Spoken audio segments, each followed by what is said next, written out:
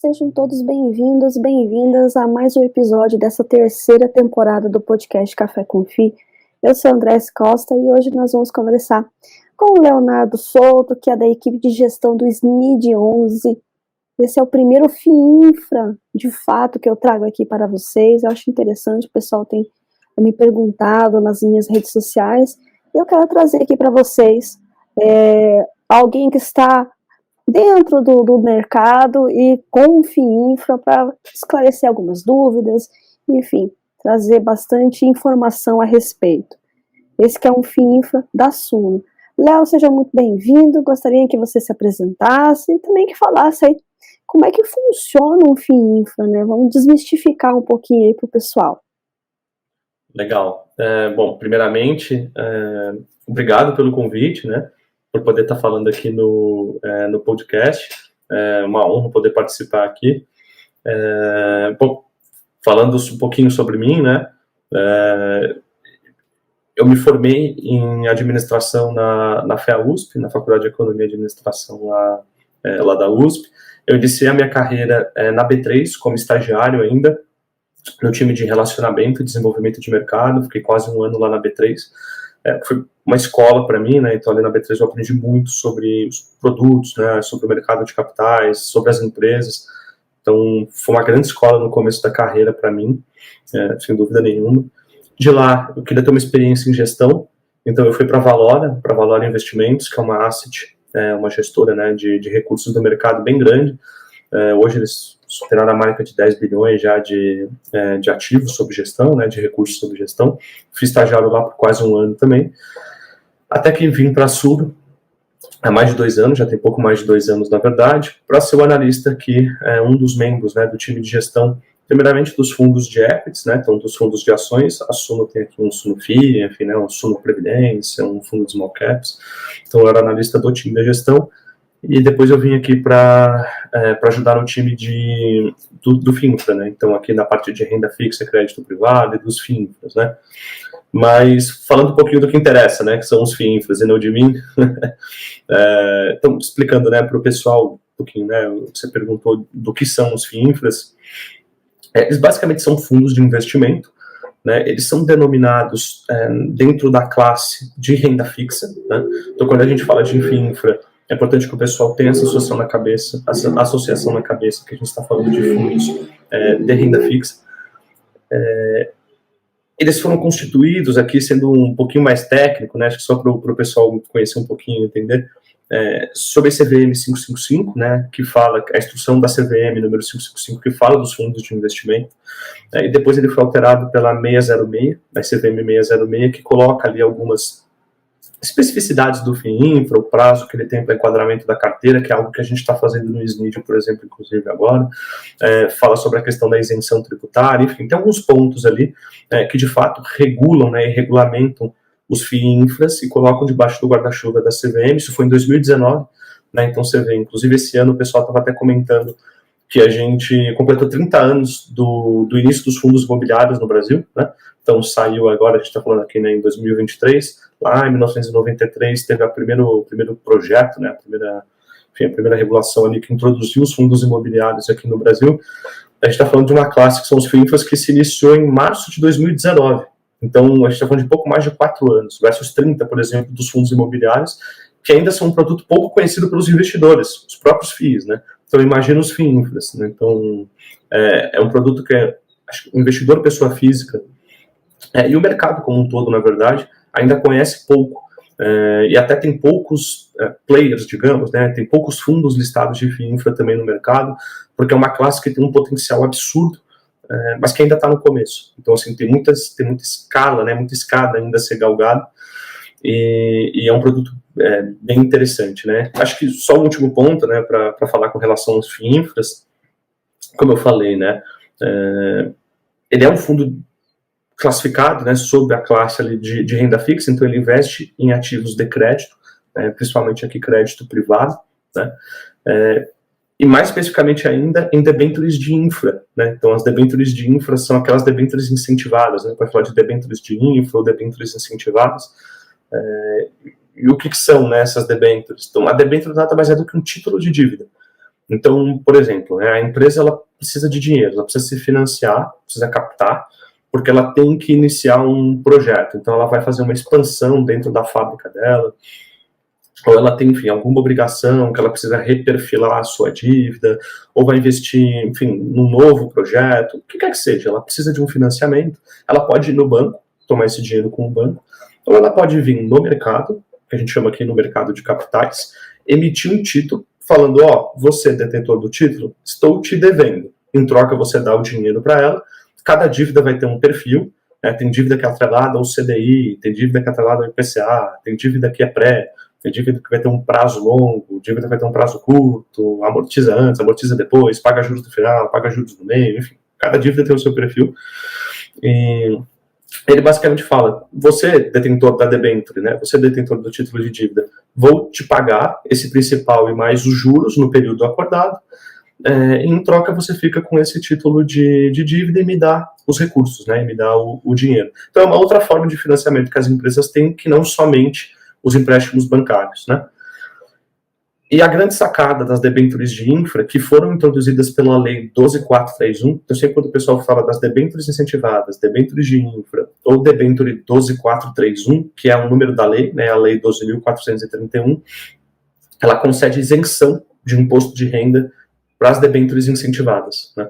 Então você tem isenção tanto no ganho de capital, então, se você comprar um FII infra, né, ou um próprio ativo incentivado no geral, e tiver um ganho de capital, você não paga imposto de renda auferido sobre esse ganho de capital e nem sobre o rendimento dele. Tá?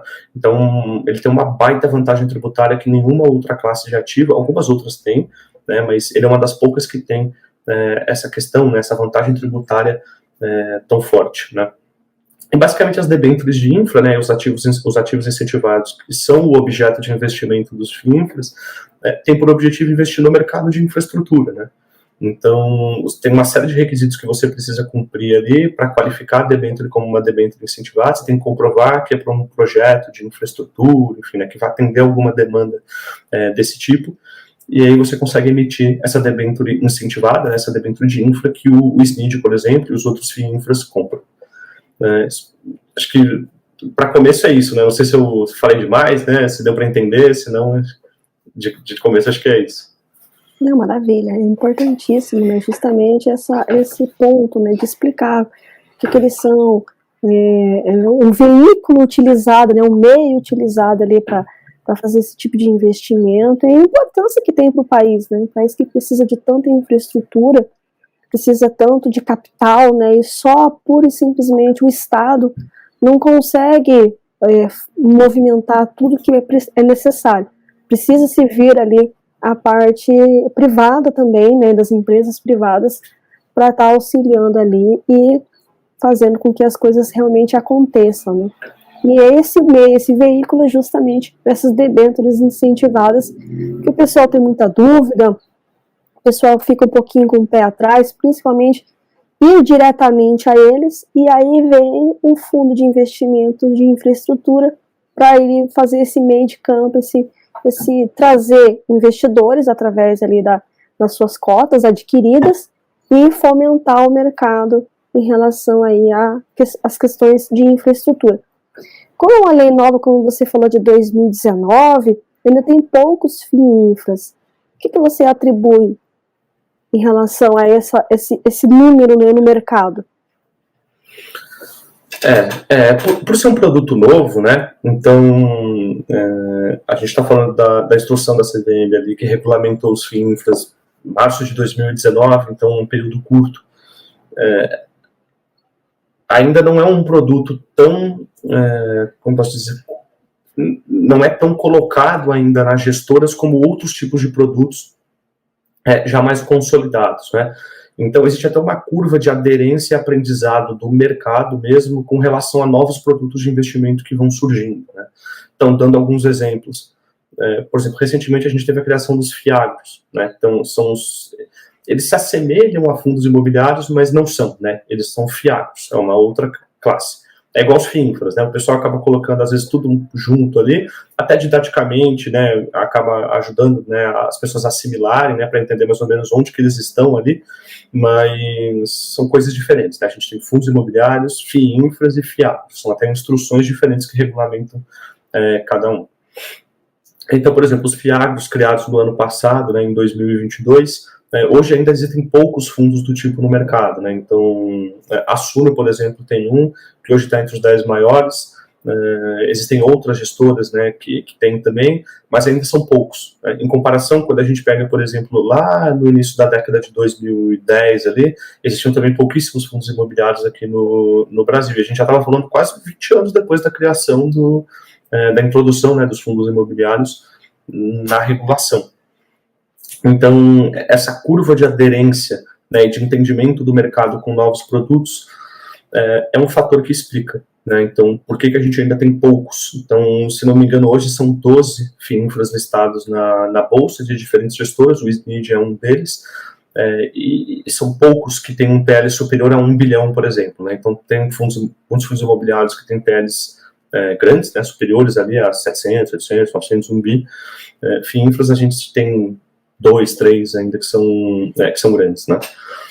Justamente por ser uma classe nova, mas eu acho que pesa a favor do FIINFRA a questão tributária, né? Então, por a gente ter essa questão da isenção do imposto de renda, tanto no ganho de capital quanto nos rendimentos, isso é um fator importante que deve impulsionar bastante esse produto nos próximos anos, né? É por isso que a gente constituiu o produto, né? Então a Suno tem expertise tanto na parte de ações como também na parte de crédito, e isso foi trazido pelo Vitor Duarte, que é o nosso CIO hoje, então ele teve uma formação muito ampla em crédito, então ele traz essa bagagem com ele. Então a Suno tem uma vantagem competitiva tanto nessa parte de análise fundamentalista, né, tanto de equities e ações quanto de crédito. Então, esse é um dos motivos do porquê a gente também quis lançar um fundo de infra, né? A gente acredita que pode agregar valor, né? Pode entregar um produto legal para os consumidores e, querendo ou não, ajudar a construir um pouco desse mercado que é novo, né? Então, colocar esse produto, divulgar, fazer as pessoas conhecerem, entenderem o que é um FIINFRA, que não é um monstro de 7 cabeças, né? A gente está falando de, como eu falei, né? No fundo é um fundo de renda fixa, né? Então, ainda com essa questão da vantagem da isenção tributária, existe o risco de crédito ali, como outras classes também tem outros riscos também, mas você fazendo uma gestão correta, né, uma gestão, enfim, pautada, né, bem analisada, dá para gerar assim, um produto bem legal, que a gente acredita que tem bastante futuro aí nos próximos anos. Exatamente, tem muita coisa aí para realmente acontecer. Falando um pouquinho justamente dessa perspectiva, né, ainda são poucas as áreas que ele abrange esses fundos, em específicos SNID, ou quais outras áreas ali seria interessante estar abrangendo, mas ainda não está sendo feita a cobertura. Como é que estão essas perspectivas aí a respeito? Você diz sobre uma perspectiva de análise setorial? Isso, porque quais são as áreas principais que hoje nós temos cobertura, né, dos FIINFRAs? Tá. E quais ainda você acha interessante que vai ter, ou que tem uma perspectiva que já tenha? Como é que você está vendo esse mercado? Legal. Hoje a gente tem, quando a gente fala da indústria de debêntures incentivadas, né, então ela é uma indústria que cresceu muito nos últimos anos.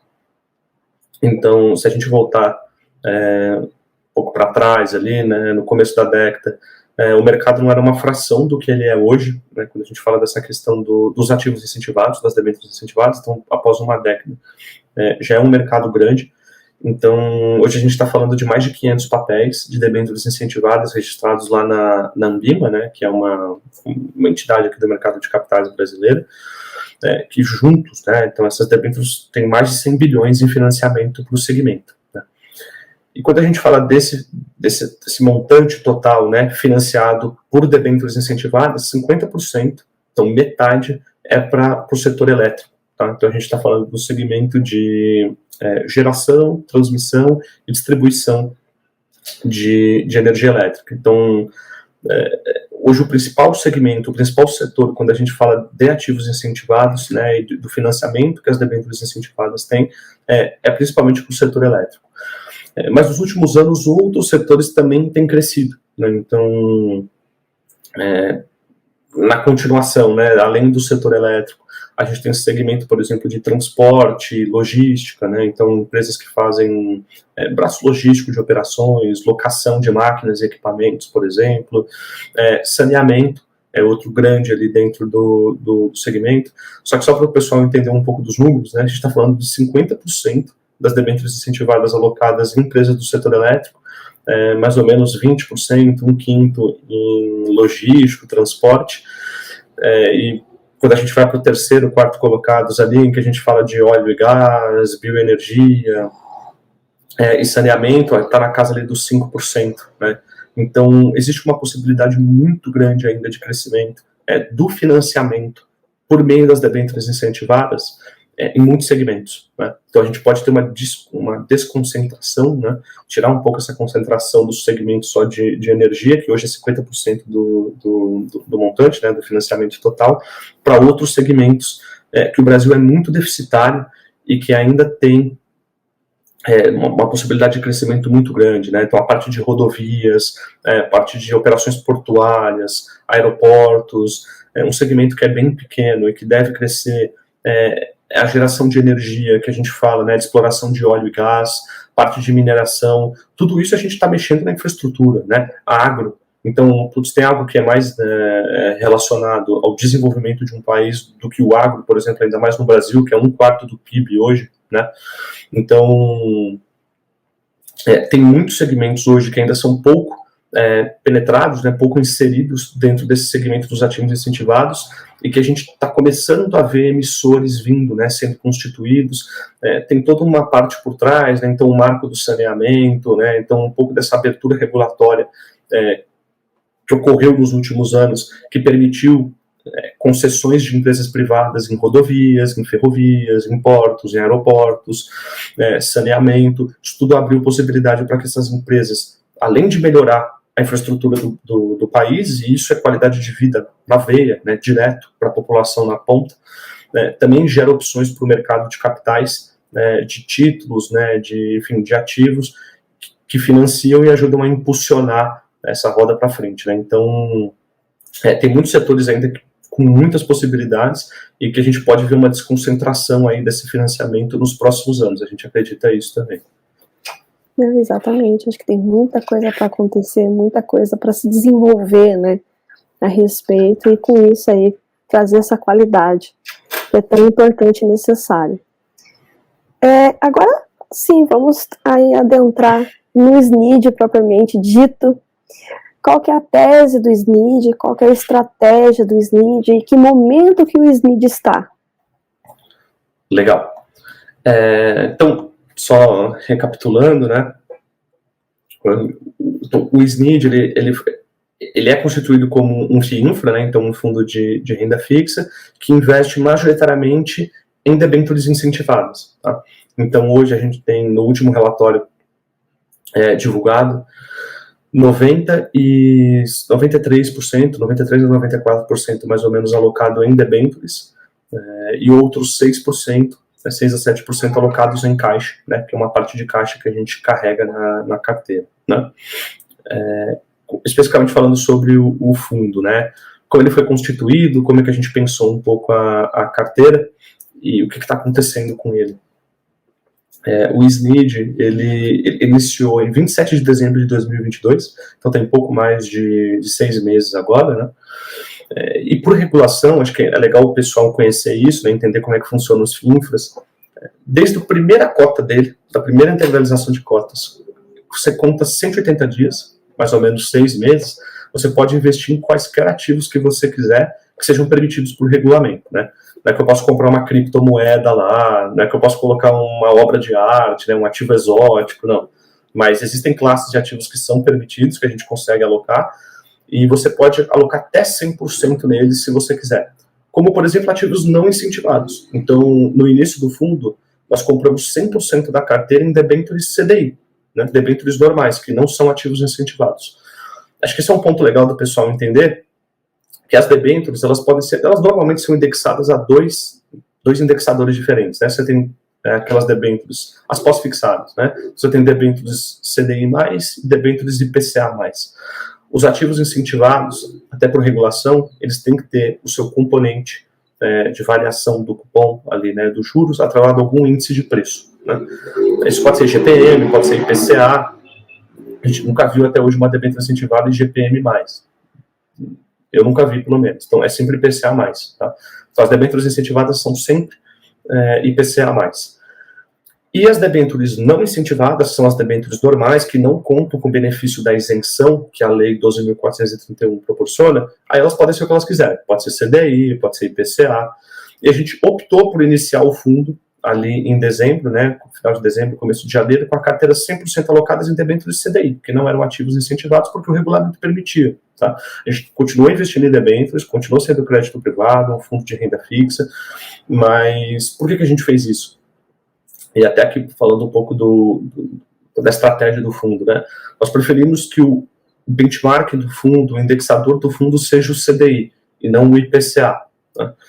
Porque o CDI, primeiro por conta da atratividade da taxa nominal do CDI no período, né? Então a gente tem um carrego maior com o CDI hoje, a gente está falando de uns juros na casa de 13,75, né? Um CDI na casa de 13,65, então é uma taxa, né? Tem uma atratividade nominal alta nesse componente do CDI hoje, e além do que o CDI é mais estável, né, historicamente, do que o IPCA. Então o IPCA é mais volátil, você tem meses que sobe mais, meses que sobe menos, às vezes negativo, isso acaba impactando tanto para o bem quanto para o mal os fundos que têm carteiras mais atreladas a ele, né? Então esse não é o objetivo do fundo. Tem fundos que têm esse objetivo, que vão querer capturar esse movimento, e tudo bem, a estratégia, mas a estratégia do Snind é ser mais estável. Então, por isso a gente preferiu alocar em debêntures 100% CDI. Então, a gente começou o fundo com 12 ativos, todos de debêntures normais, CDI+. A gente tinha um carrego superior a 2%. E, basicamente, a estratégia que a gente faz nele de distribuição dos rendimentos, então, pô, Léo, como é que você acrua resultado? Como é que você distribui os rendimentos, né? Acho que esse é um importante fator para o pessoal entender também. Isso ele se assemelha bastante com os FIIs, FIAGROS, ele é listado em bolsa, né? Os FIINFRAs, eles podem ter tanto condomínio aberto quanto condomínio fechado, né? O que isso significa? O condomínio aberto é aquele que você aplica no fundo e resgata diretamente do fundo. E o condomínio fechado, não. Ele faz uma oferta, coloca o dinheiro para dentro e fecha o condomínio. E se você quiser entrar na posição ou sair dela, você tem que negociar pelo ambiente de bolsa, né? Então você compra a cota de alguém ou vende de alguém. Isso quer dizer condomínio fechado. Tem negociação em ambiente de bolsa. O nosso SNID, ele é de condomínio fechado. O Master, na verdade, então ele tem uma estrutura de dois fundos. Tem um SNID Master, que é tipo o grandão, que carrega as debêntures, carrega as posições, e um feeder, que compra as cotas desse Master, e esse feeder é listado na bolsa. Tá? Então, o feeder, que é o SNID 11, que é o fundo, né, que todos conhecem, que está listado lá na B3, ele é de condomínio fechado. E ele se assemelha muito com os fundos imobiliários e os FIAGROS. Então ele tem negociação em bolsa, ele tem um código, você tem o preço de tela dele, tem o book lá, né? Quando você vai no home broker e abre na corretora, tem preço, apregoamento, enfim. E a distribuição de rendimentos se assemelha bastante com um dos fundos imobiliários. Então a ideia, né, é que se distribua mensalmente os rendimentos do fundo, e a gente tem mantido uma regularidade muito grande na distribuição de 1,15 por cota, que a gente faz segundo qual forma, né? Que cálculo? Então a gente pega esse carrego da carteira. Então, por exemplo, a gente tem uma carteira ali que rende CDI mais 2%. A gente vai retirar os custos do fundo, de taxa de administração e algumas despesas que os fundos todos têm, de uma taxa CVM, taxa Ambima, taxa Selic, que são despesas operacionais normais do funcionamento dos fundos. Então, pega esse carrego, tira os custos. Esse é o resultado que o fundo acrua. Aqui falando de uma forma bem simples, tá? Na prática existem outras, né? Enfim, é um pouco mais complexo, né? Mas aqui colocando de uma forma bem simples para o pessoal entender. É basicamente o que ele gera de resultado menos o que ele tem de custos, né? O que sobra é o lucro do fundo, é o resultado do fundo. E a gente distribui esse resultado, tá? Então, e por que a gente faz isso? Porque o CDI mais 2, teoricamente, se não houver nenhum evento de default, né, de calote, que pode acontecer na renda fixa, é um risco de crédito que existe em todo ativo de crédito privado. Se não ocorrer, e você carrega esse ativo até o vencimento, você vai oferecer esse resultado de CDI mais 2%. Então, isso é o que vai engordar o VP do fundo, né? Vai engordar a cota patrimonial do fundo. Tira os custos, o que sobrou é o resultado, e é isso que a gente distribui para o cotista mensalmente, né? Acho que só um último ponto importante para falar, que aqui acho que eu dei uma pincelada no fundo geral, né? Não sei se ficou confuso, senão você pode me parar, né? Fala, pô, Léo, tá confuso, não deu para entender. O último ponto é só que, às vezes o pessoal questiona a gente com relação à amortização. Então, o FIINFRA tem umas questões com relação à distribuição de resultado e à amortização. Isso é importante falar para o pessoal que é uma métrica puramente contábil, tá? Então, assim, é um nome puramente contábil que se dá a diferença entre a curação de resultado. Então, na prática, o que acontece? Nós temos a nossa carteira rendendo o CDI mais 2%. Ela está lá rendendo. Só que os FIINFRAs, e aqui eu falando especificamente do SNID, né, que falando do SNID, ele distribui pelo regime competência, que é esse regime que eu falei. A descrição dessa forma de distribuição de rendimento se dá pelo regime competência. Então a gente vê a competência, quanto que acruou, tira os resultados, os custos e distribui o resultado. Sob essa forma de regime, a marcação a mercado das debêntures impacta o resultado do fundo, né? Então às vezes tem mês que você vai acruar lá o CDI mais os 2%, vai tirar o custo, só que por algum movimento de mercado que aconteceu, então a Americanas entrou em falência, a Light entrou em recuperação judicial, deu calote, por exemplo, nos seus credores, ou qualquer outra empresa ou evento do mercado que impacta a percepção do mercado, isso pode levar os preços das debêntures para cima ou para baixo. Assim como acontece na renda variável, né? É que a diferença é que as debêntures a gente não tem uma bolsa em que a gente consegue ver de uma forma padronizada os preços, né? Assim, que é de fácil acessibilidade para todo mundo. Mas as debêntures também sofrem marcação a mercado, principalmente as debêntures mais líquidas. E o administrador vai lá e marca, fala, ó, essa debênture perdeu tanto de valor esse mês. E quando isso acontece, e isso aconteceu bastante no primeiro semestre, justamente por conta desses motivos que eu falei, a gente teve um choque no mercado, associado a Americanas e a Light, eram duas empresas grandes que tinham bastante exposição de crédito nas assets, né, nas gestoras, nos fundos, então tinha muita debênture da Light, muita debênture da Americana, e nos bancos também, então os bancos também tinham uma carteira de crédito bastante exposta a essas duas empresas, isso causou um choque, a cota dos fundos foi para baixo, eles sofreram resgates, tiveram que vender as debêntures, isso jogou o preço para baixo, e acabou impactando negativamente a cota. Acho que é só importante destacar que a gente não tem debêntures, tá? A gente não tem, nunca teve debêntures da Americanas e da Light, só que isso acaba contaminando o mercado como um todo, né, esse movimento. Então, quando você tem esse movimento de marcação, né, então as debêntures vão para baixo, o preço delas vai para baixo, isso acaba atribuindo uma marcação a mercado negativa. Então, o administrador fala, ó, realmente, você deu CDI mais 2, tirou seus custos, deu 1,15, só que também teve uma marcação ao mercado negativa das suas debêntures em 30 centavos. Então, na verdade, você não consegue mais distribuir 1,15, tá? Você só pode distribuir 0,85. Aí a gente fala, pô, mas a minha carteira rende aquele meu resultado acumulado, né? A marcação ao mercado às vezes é positiva para cima, às vezes é positiva para baixo. O importante é você ter um critério. Não é foi positivo para cima, eu distribuo mais, foi positivo para baixo, ou foi negativo para baixo, eu não distribuo. Você tem que ter o mesmo critério. E aqui a gente adotou o critério de desconsiderar a marcação ao mercado na distribuição. Então a marcação ao mercado fica no valor patrimonial do fundo, né? Fica no VP que a gente fala, na cota patrimonial, e a gente distribui só o carrego do fundo menos os custos, tá? Essa é a forma que a gente faz de distribuição, até para ficar um produto mais palatável, né? Para o cotista entender o que é. E só para fechar, né, isso que é a amortização. Então, quando a gente tem aquele resultado de 1,15, mas a marcação vai lá e tira 30 centavos, a gente precisa complementar esses 30 centavos sob a forma de amortização. Então, é uma denominação contábil que se dá para essa distribuição, tá? Que eu usei muitos termos, né, coloquei muitos conceitos, mas só para explicar para o pessoal como é que funciona essa questão da distribuição pelo regime competência, como a marcação a mercado pode afetar, principalmente aqui falando do SNID, e essa questão dos termos, né, de uma amortização, de uma distribuição de resultado, mas no fundo isso tudo é indiferente para o cotista pessoa física, porque como os FIINFRAs são completamente isentos de imposto de renda, se você amortiza, né, do ponto de vista contábil, um pedaço do fundo, na verdade, isso não impacta, né, o seu ganho de capital, pode até impactar o seu preço médio, mas isso não vai fazer diferença no final, porque você é completamente isento tanto no ganho de capital quanto no rendimento. Então, uma métrica é indiferente ao cotista pessoa física, tá? Por isso que os FIINFRAs podem fazer isso.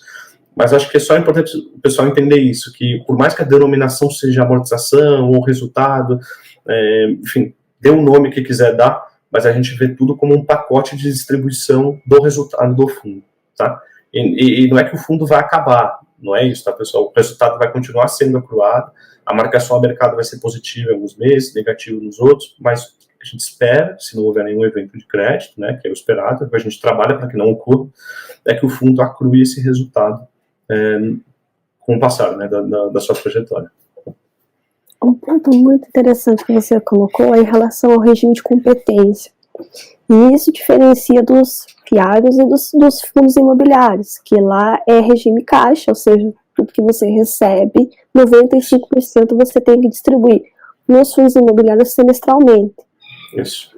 No FIAG, eles estão muito semelhantes, fazendo um movimento muito semelhante ao que os fundos imobiliários fazem, para, como você falou, para o pessoal entender, para as coisas realmente, né, ficarem, não é padronizadas, mas muito próximas. Já o FIINFRA, ele é diferente. Ele tem um percentual igual a esses 95% de obrigação ou não? E por que é o regime de competência, né, é algo que está na lei? E porque aí ele acaba diferenciando, porque a lei dos fundos imobiliários, ele que determinou esses 95% sendo regime caixa. Uhum. O FIINFRA, ele não tem obrigatoriedade de distribuição de 95% do resultado, tá? Então, isso é uma denominação dos fundos imobiliários. Então, eles têm, durante o semestre, que distribui 95% do resultado operado no período. Essa denominação, essa regulação não existe para os FIINFRAs, tá? Então, ele pode acumular resultados se ele quiser, que na verdade vai ficar dentro da cota do fundo, né? Vai ficar na cota patrimonial do fundo. E a segunda pergunta que você fez foi? Em relação ao regime, né? Por que é o regime competência? Do competência. Porque é o regime contábil brasileiro, tá, pessoal? Uhum. Só para dizer, para explicar melhor, né? Regime de competência, as despesas aconteceram, as receitas aconteceram, naquele momento você tem que fazer uma apuração. Não é o quanto você vai recebendo via caixa.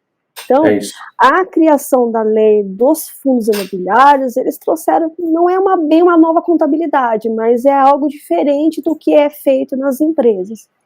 É por conta disso, de estar se tratando de empresas, que são eles que fazem as debêntures, acharam interessante também colocar na legislação ou não esse regime competência?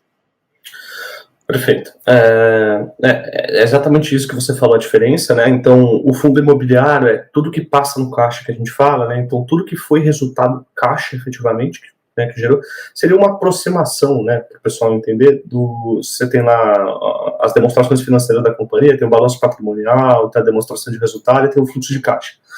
Os FIIs seriam um fluxo de caixa, em que você gerou, é o caixa realmente gerado ali na operação, menos os custos, realizou um prejuízo, isso entra lá no resultado, então é tudo que é resultado caixa.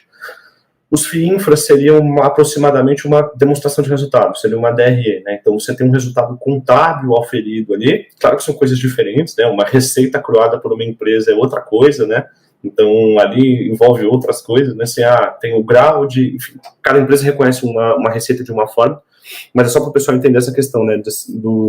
Que aqui a gente não está falando efetivamente do resultado caixa do fundo, e sim do que ele... da competência, né? Então do contábil, quanto que foi contabilmente auferido pelo fundo naquele resultado. E é basicamente um pouco do que eu falei na outra resposta, né? Então o CDI vai acruando, né? O CDI da carteira vai acruando, que a gente fala, vai acumulando. O spread de crédito, que é aquele mais 2%, né? O CDI mais o 2%, esse 2% vai acumulando também. Então isso é a competência, é o contábil, né? Você vai acumulando isso na cota. A marcação ao mercado tira ou dá, pode ser tanto negativo quanto positivo, as despesas tiram, então você vai tendo aquele regime como se fosse uma DRE, né? Como se fosse você acruando ali o resultado contábil da empresa, que no caso do fundo. E ele tem essa possibilidade, justamente até voltando, né, na primeira pergunta que você fez, isso é permitido, né, por lei, está no regulamento do fundo nosso, está no regulamento dos fundos, é permitido pela regulamentação, enfim, pela CVM, pela lei. E acredito que um dos fatores é justamente essa questão da isenção, né? Então, por você ter a isenção tributária e essa questão da distribuição de amortização ser indiferente à pessoa física, permite maior flexibilidade para o gestor do FIINFRA, né? Então, ele tem possibilidade de aderir. Ele pode fazer regime caixa se ele quiser, não tem problema. Então, o FIINFRA ele pode fazer regime caixa, pode fazer um regime competência aqui que a gente fala. A gente preferiu fazer pela competência. Tem fundos que fazem por caixa, né? Então, você tem um grau de liberdade maior para o gestor do FIINFRA distribuir o resultado da forma que ele entender que é melhor para o produto, né?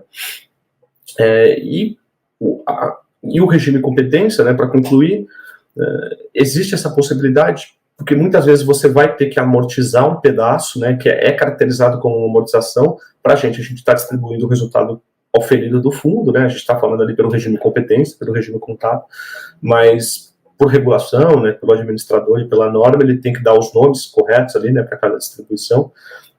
Ali vai dar o nome, por exemplo, de amortização, e por ser indiferente à pessoa física do ponto de vista tributário, que a gente fala do imposto de renda, então dá essa liberdade maior que a regulação dá para esse tipo de fundo, né? Então, se você amortizar um pedaço do fundo, isso permite, isso não faz diferença na hora de você acruar, por exemplo, o seu ganho de capital, você vai ser isento da mesma forma, né? Então, acaba dando um pouco dessa liberdade maior para o gestor e para esse tipo de fundo. E um ponto muito legal que você trouxe, e muito interessante também, é a questão da marcação a mercado, né? Porque muitos acabam associando a marcação a mercado pura e simplesmente aos títulos públicos federais, né? Mas isso mostra também que nos títulos privados também ocorre. Então, por isso que é muito importante, né, você observar enquanto gestor, né, o que realmente está acontecendo ali no mercado e como que isso vai influenciar fazendo essa marcação, né? Inclusive o pessoal até brinca, né? Eles falam que a renda fixa de fixa não tem nada, né? Não tem nada.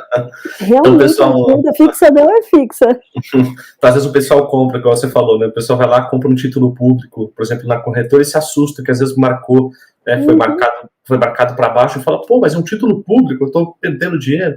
É a marcação a mercado, né? Então, na verdade, o que está acontecendo ali? Se você levar esse título até o vencimento e não acontecer um calote, não acontecer um default, tem que sempre fazer esse disclaimer, né? Porque o ativo de crédito sempre está propenso a isso.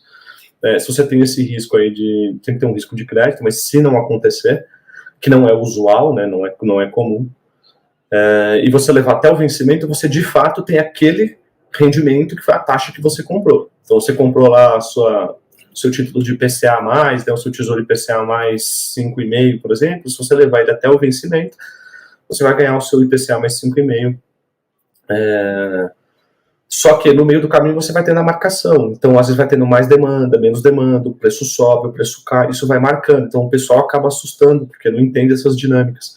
E os ativos, as debêntures, que são títulos de dívida, títulos de crédito privado, os títulos públicos também são títulos de dívida, só que o devedor é o governo, né? Por isso são títulos públicos. E as debêntures são títulos privados. E o que é devedor são companhias, são empresas. Elas variam também em função da variação dos títulos públicos, porque é o custo de oportunidade, né? Então, o risco soberano que a gente fala, né, o título mais seguro do ponto de vista de crédito que existe é o do governo, né? O governo é o que tem a maior capacidade de pagamento, de geração de recursos, então ele é considerado risco soberano, aqui na teoria de finanças, né, falando de mercado.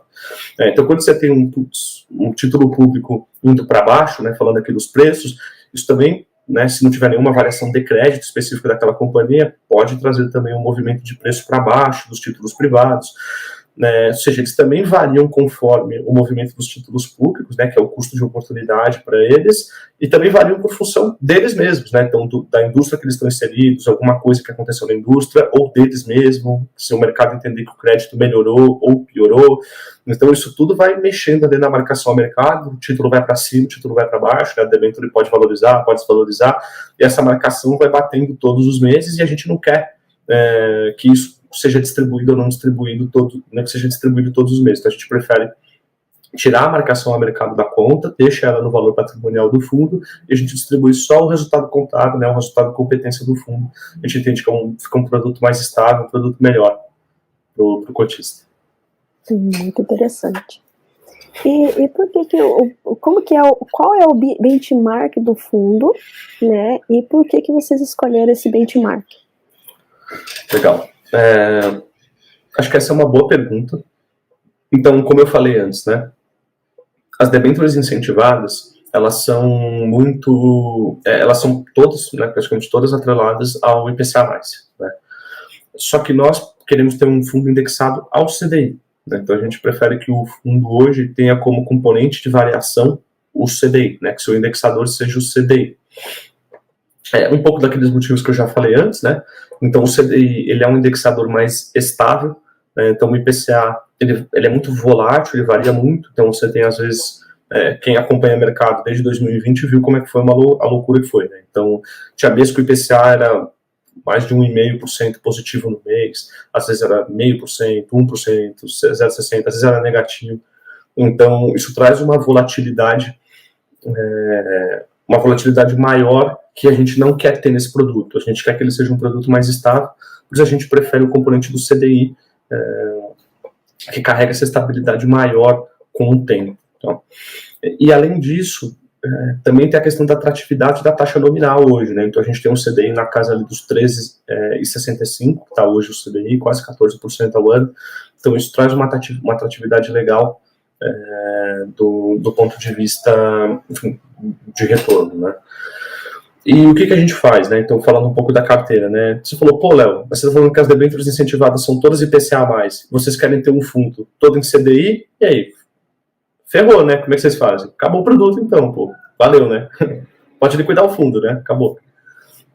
Não. Aí, o que a gente faz? A gente usa um instrumento derivativo que chama DAP.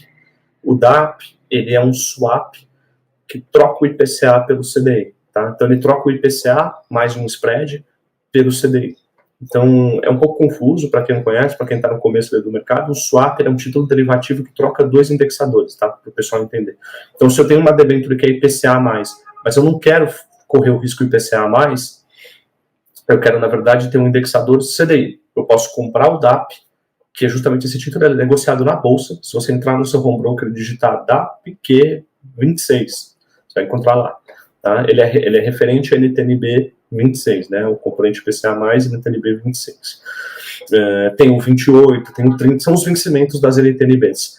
Você swapa, você troca, né? Swap é trocar em inglês. Então, eu vou trocar o meu IPCA mais alguma coisa pelo CDI.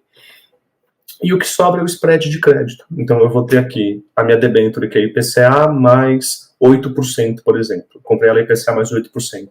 Eu tenho a minha NTNB lá de IPCA mais 5%. Eu troco, eu vou ganhar CDI mais 3%, aproximadamente, que é esse spread de crédito, que é essa diferença entre digamos assim, né, o valor da taxa da minha debênture versus o da NTNB. Basicamente, a gente faz um swap, a gente faz uma troca. Então, a gente não está mais correndo ali o risco, né? A gente não está mais atrelado ao indexador IPCA, a gente fica atrelado ao indexador CDI. Tá? Então, isso que a gente fez na carteira. Então, agora, né, no fechamento do mês de junho, nós terminamos de alocar o fundo em debêntures incentivadas. Né? Então, eu falei lá no começo que a gente tem 180 dias para alocar até no mínimo 2/3 da carteira em ativos incentivados, então tem que ser debêntures incentivadas. A gente começou com debêntures normais, CDI, vendemos 2/3 da carteira dessas debêntures normais e compramos debêntures incentivadas, todas IPCA+. Aí junto, a gente já compra esse DAP, troca o componente IPCA+, pelo CDI e sobra com o CDI mais o spread de crédito, que é o que a gente tem hoje na carteira, tá? Então, enfim, é um pouco complexo, né? Mas é só para o pessoal entender que basicamente a gente troca o indexador IPCA pelo indexador CDI e fica com o CDI mais o spread de crédito da carteira, que é aquele spread que eu falei que vai acruando, a gente tira os custos e distribui o resultado. Então, tudo fecha na mesma ponta. Não sei se deu para entender, né? Se ficou um pouco confuso. Não, maravilha, não. Deu sim, é muito interessante, né? Justamente você tá vendo como é que é a estratégia, né? Justamente para não perder. Olha como que a gestão ela trabalha, né? Ela precisa de vários componentes ali que o investidor comum não está muito acostumado, né? Essas questões de swap, essas questões ali de benchmark, como é que realmente funciona, mas está CDI, mas tem uma carteira com IPCA, como é que funciona isso, como é que realmente acontece, como que eles conseguem trazer esse resultado. Então tá aí, pessoal, esse é mais um mecanismo que os gestores conseguem fazer e montar e conseguir trazer ali resultado para os cotistas. E também, né, o portfólio, como o portfólio você falou, né, que tá ali, que vocês começaram com debêntures normais, venderam 2/3, né? Isso, 2/3. E vocês compraram daí as incentivadas. Como é que aconteceu essa troca? E a legislação, ela diz alguma coisa a respeito? Se você tem um número mínimo que você tem que ter continuamente para justamente trazer essa isenção, como é que funciona, Léo? Legal. Primeiro, a primeira pergunta, né? Assim, como é que se deu essa questão da troca, né? Então, deixa eu até puxar a segunda pergunta junto, né? A regulamentação, né? A regulação diz que os FIINFRAs, eles devem ter, nos primeiros 180 dias, você pode ter quaisquer ativos, que não somente ativos incentivados, então você pode ter outros tipos de ativos na carteira, desde que permitidos por regulamento, igual eu falei, né? Você não pode ter nada que fuja dentro do permitido por regulamento, então você pode ter debêntures normais, enfim, que são ativos não incentivados. E ele tem duas marcas. A primeira é quando passa 180 dias, então quando passou a marca dos 180 dias, você tem que estar no mínimo com 67% da sua carteira em ativos incentivados. E aí vai passar mais 1 ano e meio. Então, já tinha passado 6 meses, vai passar mais 1 ano e meio, completa 2 anos. E após 2 anos do início do fundo, você tem que ter no mínimo 85%. Tá? Então, a primeira grande marca é após 6 meses, é após 180 dias, que é o que a gente viveu agora, em que a gente trocou 2/3 da carteira de ativos não incentivados para ativos incentivados, e daqui 1 ano e meio, quando completa 2 anos de fundo, a gente vai ter que trocar mais um pedacinho para enquadrar no mínimo 85% da carteira nos ativos incentivados. Então, a gente vai ter que ter no mínimo 85% do portfólio, né, total, em ativos incentivados ali do nosso Suno Master. E basicamente a troca que a gente fez, a gente analisou muitas debêntures, muitas. Eu nem vou não vou saber dizer o número exato, foram muitas debêntures. E basicamente todas no mercado secundário, que a gente fala, né? Então não é que uma empresa foi lá no mercado primário e emitiu a debênture direto, não, eram todas debêntures que já foram emitidas, estavam sendo negociadas entre os fundos, entre as gestoras, entre os investidores. A gente operou bastante no mercado secundário, até porque o mercado primário foi bem parado agora no primeiro semestre, por conta do evento do Casas Americanas e Light, dos fundos sofrendo resgates. A gente não teve muitas emissões, na verdade os fundos não estavam captando, eles estavam sendo resgatados. Então, nem tinha demanda por emissão no primário, né? Acho que é importante o pessoal entender essas lógicas de mercado, né? Então, a gente alocou basicamente via mercado secundário, e por todos esses motivos que eu falei, foi um momento de alocação muito bom, porque a gente conseguiu comprar a preços atrativos, né? Então, dado tudo isso que eu falei, esse movimento conturbado no mercado de crédito, os fundos tomando resgate, eles precisando vender, jogou o preço lá para baixo das debêntures. Então, a gente conseguiu comprar essas debêntures incentivadas em preços bem atrativos quando a gente compara assim com a média histórica, né? Então foi um movimento muito bom que a gente conseguiu capturar aqui no fundo. A gente conseguiu entrar num spread de crédito geral ali da carteira bem legal, né? Um spread bem bom no nosso entendimento, né? Então a gente ficou orgulhoso aí do movimento de giro que foi feito aí no fundo. Não, bacana que você trouxe justamente essa movimentação para o pessoal entender como é que funciona, né? Quando o mercado está mais propício para um ponto, quando não está propício, o que realmente acontece, como é que são as aquisições, muito interessante aí. E vem a pergunta do momento market do fundo, né, seja fundo imobiliário, FIAGRO, e agora que nós estamos iniciando essa trajetória de trazer também gestores ou equipes de gestões a respeito do FIINFRA. Por que investir no SNID 11? Boa. Essa pergunta é uma pergunta boa, né? Primeiro, eu acho que alguns pontos, né? Então, O primeiro, e mais óbvio que a gente sempre fala, né, para o pessoal, é a questão da isenção tributária, né? Então, você tem um produto hoje que é diferenciado na questão tributária, na questão do pagamento do imposto de renda. E isso tem muitos estudos que mostram, né, que no longo prazo a tributação faz muita diferença no retorno de um investidor, no retorno final, né?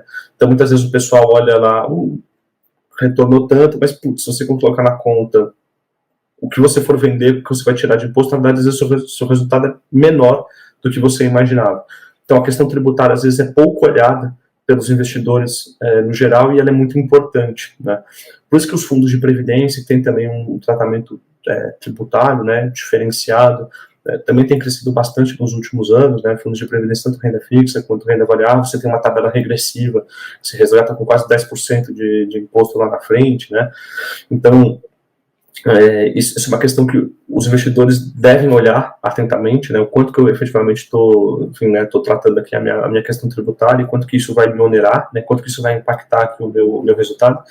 E ele é um produto completamente isento, né? Então a gente está falando aqui de um produto que é isento nos rendimentos, isso o pessoal já está acostumado, fundos imobiliários é assim, né, FIAGRO são assim, mas também no ganho de capital. Então, você comprou a 60, vendeu a 100 sua cota, tive 40 de resultado. Você vai pagar zero de imposto de renda, né? Então, essa vantagem tributária, ele é um fator muito importante e é um dos principais drivers, um dos principais diferenciais competitivos que o fundo tem. E acho que, além disso, outro ponto que é muito importante é o controle de risco que a gente tem aqui na Suno, né? Então, não falando só especificamente do produto, mas como ele é gerido, né? Então, aqui a gente tem uma cabeça mais conservadora com relação a crédito, tá? Um exemplo disso é que a gente não cobra taxa de performance no fundo, por exemplo, né? Porque a gente entende que você cobrar uma taxa de performance induz o gestor a tomar mais risco para poder superar o benchmarking lá e ganhar a taxa de performance, e isso pode acabar comprometendo no longo prazo, né? Você pode acabar tomando um pouco de mais risco ali para ganhar mais, e em crédito tomar risco é complicado. A gente fala que no Brasil emprestar dinheiro é fácil, difícil é receber, né? Então, isso vale exatamente aqui para as debêntures e para o mercado de crédito, né? Você está emprestando dinheiro ali, então você vai querer receber aquilo no final, né? Então, você tem que ter um processo de avaliação de crédito, um processo de avaliação de mercado muito bem feito. E isso a Suno faz em todos os seus produtos, né? Tanto que, hoje, se você pega os fundos da Suno, eles são quase todos no quartil superior, ali, no quintil superior de desempenho de retorno dentro das suas estratégias, com um nível de risco controlado, né? Então, a gente faz uma avaliação muito profunda do emissor, quem são os controladores, estrutura de garantias, financials, né, modelos. A gente entende muito cada emissor e cada debênture, né, e outros títulos, como o SNCI, por exemplo, em CRI, né, o SNAG, que é um FIAGRO nos CRAs.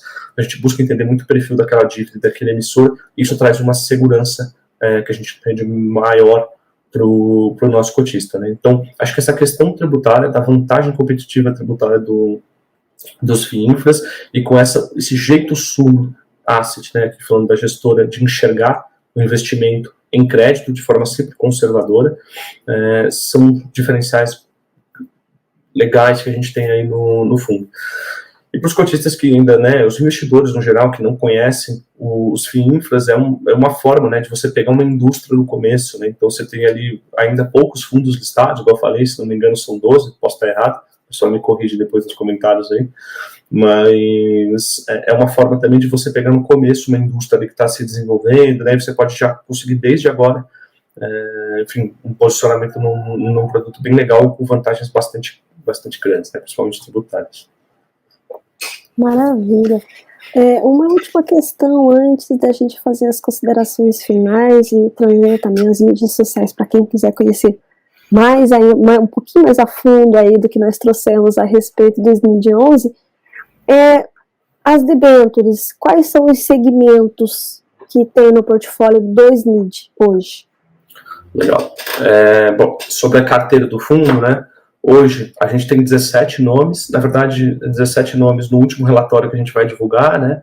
Na verdade já são menos, porque a gente girou uma parte, então a gente está com 13 nomes, tá? Hoje no portfólio. E eles estão divididos em alguns setores, né? Então a gente tem saneamento, então a gente tem duas empresas do segmento de saneamento, tem locação de máquinas e equipamentos, né? Então, locação de veículos, de máquinas, de equipamentos. Tem operação portuária, a gente tem uma empresa que faz uma concessão portuária em Santa Catarina. Tem concessão de rodovia, então são empresas que, isso que é o legal do FIINFRA, né? Que é você ver o recurso sendo utilizado de fato para a melhoria da infraestrutura e da vida, né, da qualidade de vida dos brasileiros, né, como um todo. Então, o financiamento dessa debênture de infraestrutura, além de isenta, ela permitiu a expansão de um terminal lá do porto, que ajuda a escoar, né, tanto mais para exportação quanto para importação de N produtos de diferentes tipos, ali no estado de Santa Catarina.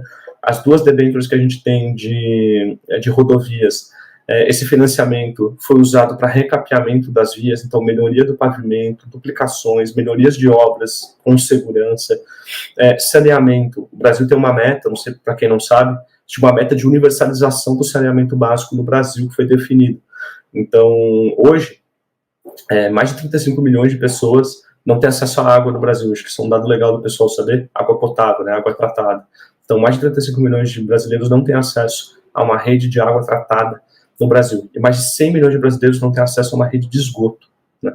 Então, justamente com o início do marco do saneamento, que foi lançado há alguns anos, e está em vigor aí hoje, que permitiu que empresas privadas tomem concessões, né, com metas de universalização do atendimento de água e esgoto.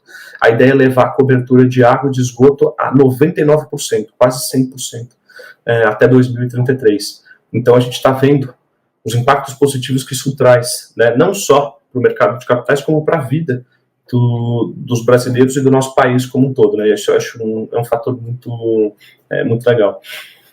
Mas, em suma, a gente tem, esses são alguns dos setores, né? Então, a gente tem locação de equipamentos e máquinas e veículos, saneamento, rodovias, uma operação portuária, telecomunicações. Então, a gente tem dentro do segmento de telecom uma empresa também que faz a parte de telefonia fixa, móvel e fibra ótica, energia elétrica. Então, a gente tem planta solar, tem uma planta que vai ficar operacional, né? Ela vai estar, enfim, já operacional a partir do terceiro TRI de 23, a expectativa. Ela é uma usina de geração solar, então, por ser uma energia limpa, renovável, que a gente também gosta aqui na Suno, né? A gente também preza por isso. A gente tem até o SNEL, que é um fundo de geração de energia solar aqui nosso. A gente também tem, mas não é o SNEL que a gente investe, é outra empresa, é outra usina, né? É outra planta. E a gente tem também usinas de geração de cana, né? Então tem produção ali de biomassa, que também gera uma energia limpa e renovável. Tem e produção de cana, né? Então de açúcar e etanol. Então, você tem a plantação da cana e produção de etanol e de açúcar. Então tudo isso são alguns dos setores que a gente tem hoje no fundo, e você vê que são todos associados ali à parte, como eu falei, do agro, por exemplo, infra, rodovias, saneamento, porto. Então tudo que ajuda a desenvolver a infra no Brasil, que hoje é bem deficitária, né? Então a gente precisa bastante de investimento para poder atingir essa meta, né? Colocada não só no saneamento, mas em outros setores também. Exatamente, precisamos nessa infraestrutura aí, como você colocou, né, do agro, por exemplo, que costumo de conversar com os gestores de Fiagros e analistas, eu sempre comento, né, a questão de que da porteira para dentro, ok, é show, é top, né, é um quarto ali do PIB, mas ainda precisa melhorar muito da porteira para fora, né, que é justamente essas questões aí de infraestrutura. Então, FIINFRA também está ali colaborando para que isso aconteça. E não só os Fiagros em si, que, né, tem toda a cadeia do agronegócio, mas os FIINFRAs também ali. E só um dado legal, só para concluir, né, desculpa te interromper, que é o nível de investimentos que a gente precisa, né, segundo algumas consultorias, né, algumas, enfim, empresas especializadas aqui no Brasil, precisa de quase 400 bilhões de investimentos em infra. Se os outros países não investirem, só para a gente sair da posição número 80 no mundo, lá no Fórum Econômico Mundial, para a posição número 20. A gente está falando do Brasil, que hoje é uma das 10 maiores economias do mundo, quinta maior, sexta maior população do mundo, mas que ainda está no ranking de número 80. Ele é 80 ainda no ranking de desenvolvimento da infraestrutura no país. Precisa de quase 400 bilhões em investimentos. E a taxa que isso tem sido feito, a gente levaria mais de 200 anos para alcançar.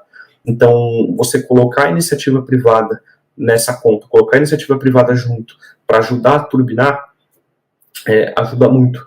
Então, os investimentos da iniciativa privada no PIB, só para o pessoal saber, saiu de mais ou menos 12% em 2017, então de tudo que era investido, né, o componente de investimento que a gente tem no cálculo do PIB, que a gente aprende na faculdade lá em economia, era 12% vindo da iniciativa privada em 2017. Em 2021, já subiu para 17%, a gente já ganhou 5 pontos percentuais aí, já quase um quinto do investimento.